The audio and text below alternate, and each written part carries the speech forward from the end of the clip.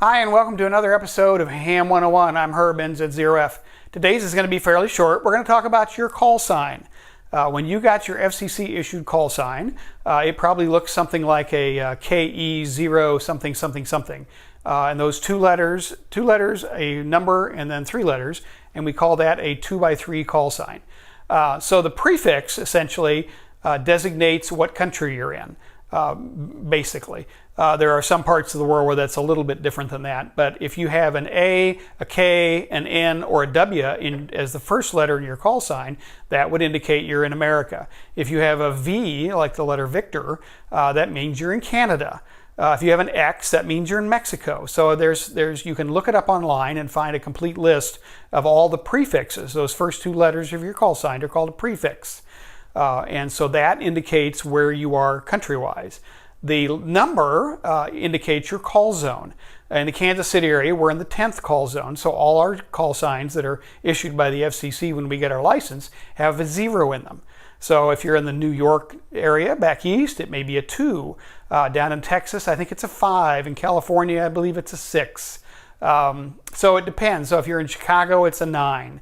So those letters or those numbers after the prefix will sometimes tell you what region of the country somebody was licensed in, but not always. People move around and they don't have to change that suffix. So I know a lot of guys that have a 2 call sign, and they all live here, but they may have been originally licensed in New Jersey or New York or someplace back east, something like that. So, but that's additional information you can get out of the call sign. And then the suffix, the 3 letters afterwards, called the suffix, is basically just the 3 letters that the FCC gives you. And they do that when they issue those call signs, they do that kind of in serial order. They do AAA and then AAB and AAC and whatnot. So my original call sign when I was first licensed was KD0JMD, Kilo Delta Zero Juliet Mike Delta.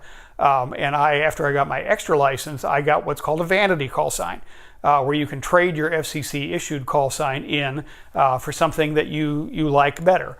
And so a lot of people will trade it in for a 1x3 call sign that's like W0XXX, where the XXX is their initials or some rendition of their first name or last name or something like that. So you can Google that and find out all kinds of information if you're interested in vanity call sign. So just wanted to bring that out because a lot of people, if you talk to them on the air, then they don't hear your call sign correctly. They'll ask you for, repeat your prefix or repeat your suffix. So you need to know what those are. And also a lot of the nets that you may check into, they may segregate the check-ins by suffix. So they may say, okay, I want everybody to check in now that suffixes begin with A alpha through M Mike.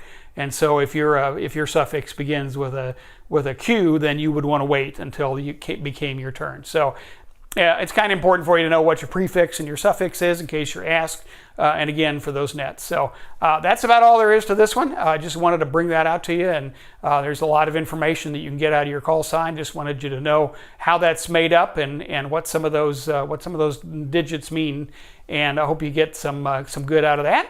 And we will see you next time. Until then, this is Herb NZ0F 73.